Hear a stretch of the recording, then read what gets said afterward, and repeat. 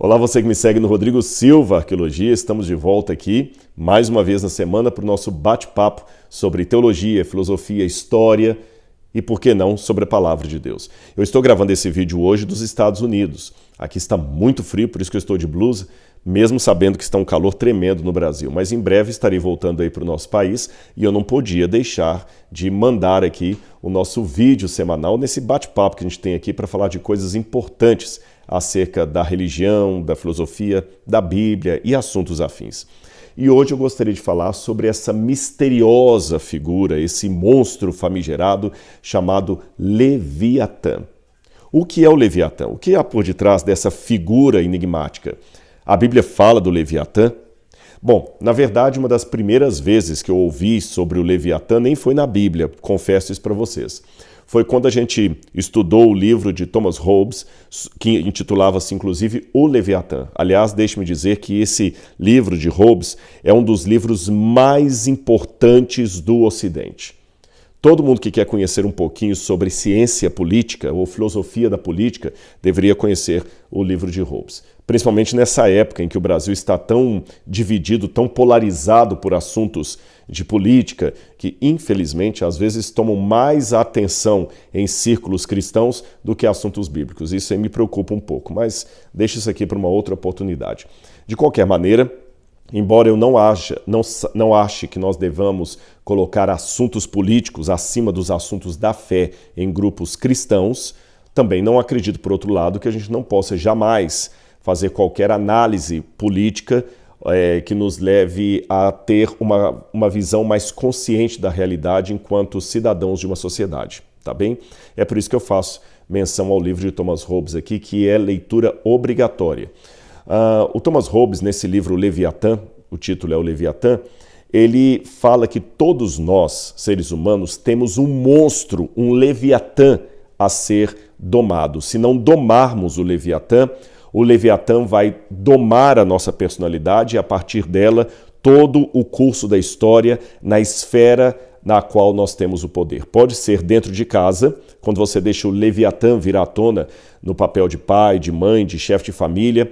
Pode ser num grupo da escola, quando você deixa o Leviatã vir à tona, ou num trabalho, quando você é chefe de alguém. E o estrago é maior quando o Leviatã brota no peito de um homem que tem o poder na mão.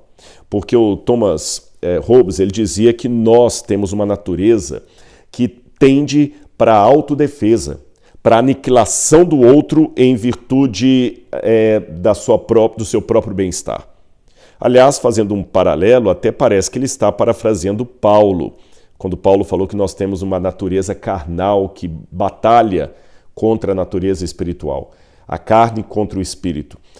Thomas Hobbes, ele realmente parece ter uma linguagem bíblica. Aliás, o Leviatã é uma figura bíblica da qual ele lança a mão para fazer o seu paralelo. E ele chega a dizer, até uma frase muito importante, atribuída, que vem justamente dessa filosofia, que o homem é o lobo do homem. Hominem lupus hominem. O homem é o lobo, devorador do outro homem. Geralmente o ser humano é predador de ser humano. É por isso que sempre na busca pelo poder vivemos constantemente em guerra. Como o Hobbes falou, nós temos sempre um bellum omnia omnis, ou seja, uma guerra de todos contra todos. Agora, saindo do livro de Hobbes para a fonte da qual ele extraiu essa figura do Leviatã, o que é esse personagem, o Leviatã? Deixe-me dizer que é curioso que no Oriente Médio como um todo, eu encontro sempre a figura de uma certa serpente do mar, um animal maligno que devorava homens e crianças e era o símbolo máximo do mal. Na Babilônia, por exemplo, você tem essa serpente que é mostrada na forma de um dragão. Aliás, isso aqui é uma informação importante. Você tem o dragão / serpente como sendo quase um animal híbrido ou um sinônimo, um binômio para o mesmo monstro. Como eu falei, às vezes configurado no formato de um dragão, às vezes no formato de uma serpente do mar. E esse monstro, esse dragão, essa serpente marítima, é o caos absoluto. Na Babilônia, por exemplo, você tem o mito da batalha de Marduk contra Tiamat, que é justamente esse dragão numa forma feminina. O dragão, o Tiamat babilônico, é uma fêmea. Nós temos então a batalha de Marduk contra Tiamat. Quando eu vou também na cultura ugarítica, eu tenho também a batalha de El, o Deus Supremo, contra o Lotan, que é a serpente do mar. Tem também um texto muito importante ugarítico também, que é o ciclo de Baal, que mostra a batalha de Baal, que era o deus da agricultura, deus da terra, contra Yam, que era o deus dos mares.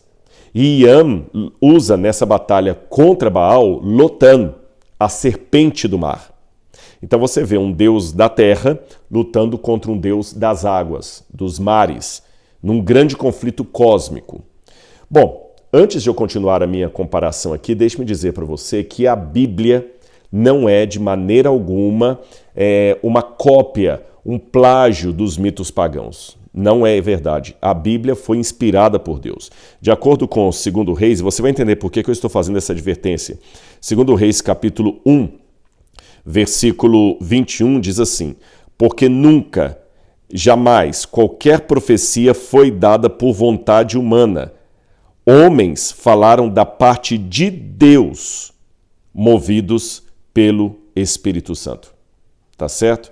Então a Bíblia não é simplesmente o fruto de uma cultura do Antigo Oriente Médio que ela plagiou ou copiou. Não, a Bíblia é a palavra inspirada por Deus.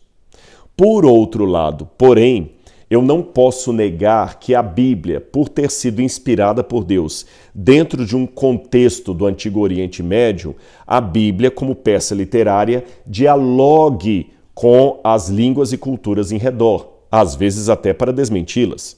Por exemplo, o hebraico não é uma língua que caiu pronta do céu, embora alguns rabinos da época do Talmud insistissem que o hebraico era a língua celestial, que a Torá já era em hebraico desde o céu, mas isto não tem confirmação histórica ou arqueológica. Até onde saibamos, o hebraico é uma língua que vem do tronco de línguas semíticas, como, por exemplo, o aramaico, como, por exemplo, o ugarítico, o heblaíta e outras línguas mais que nós temos ali na região do Antigo Oriente Médio. Então, traduzindo em miúdos, a Bíblia é Deus falando com sotaque humano. Tá certo? Esse que é o sentido da Bíblia. Nesse aspecto, eu posso dizer que a Bíblia, ela dialoga com a cultura que está em redor. Não necessariamente para plagiar, mas até para que Deus possa partir do conhecido para o desconhecido. Outra coisa que é importante você saber é que Deus revelou para Adão e Eva a história da redenção. Há várias partes na Bíblia que dizem isso, né? O evangelho que outrora fora pregado, disse Paulo. Também o autor de Hebreus, provavelmente Paulo, disse: havendo Deus falado de muitas maneiras aos pais pelos profetas, nos últimos dias nos falou no Filho. Então, quer dizer, Adão e Eva receberam a promessa do Evangelho. E todos os descendentes de Adão ouviam a tradição adâmica da vinda de um Redentor em meio a um conflito cósmico das forças do bem contra o mal. E nesse conflito cósmico das forças do bem contra o mal era, desde os primórdios da humanidade, simbolizado como um monstro terrível. Agora, você sabe que o paganismo é muitas vezes a distorção, eu diria, a desconstrução da verdade colocada por Deus. E sendo assim, eu não devo me admirar de encontrar no mundo pagão coisas semelhantes ao que está na revelação bíblica, porque ninguém falsifica uma nota de $7. Não existe uma nota de $7. Você pode inventar uma, não falsificar uma. Você vai falsificar uma nota de $100, porque esta existe. E a característica do falso é que ele imita o verdadeiro. Então, quando eu vejo nessas religiões pagãs a imagem do mal sendo retratada como um monstro das águas, um monstro marinho, aí fica fácil entender de onde veio isto, da própria tradição adâmica. Quando eu vou para o livro de Isaías, capítulo 27, fala de Deus como sendo aquele que vem com uma espada terrível para castigar quem? Isaías 27, versículo 1.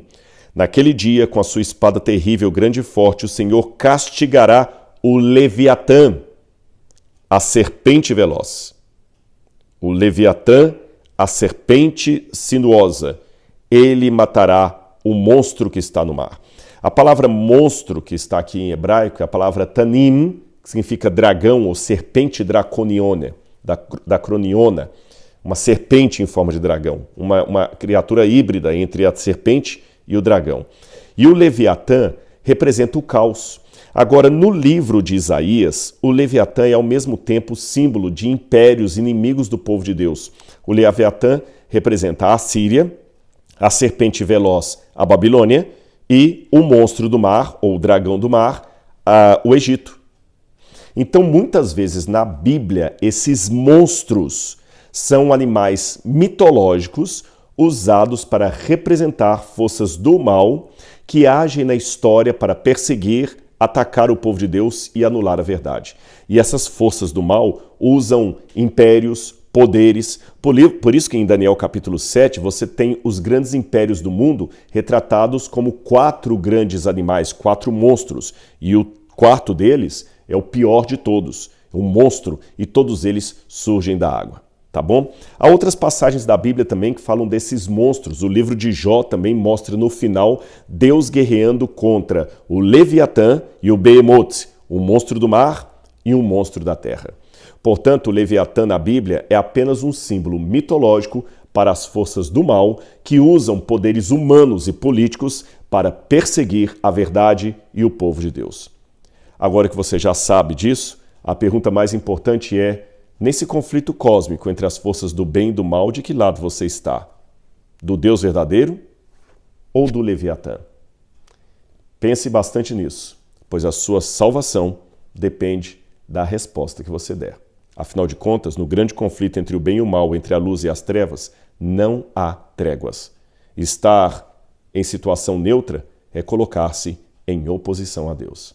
Espero ter esclarecido essa questão aí, que Deus abençoe muito você no estudo da Palavra de Deus. Hoje o vídeo foi mais curtinho, mas eu espero que tenha sido proveitoso para você o conhecimento, a informação que eu trouxe aqui. Um abraço e até semana que vem. Tchau, tchau.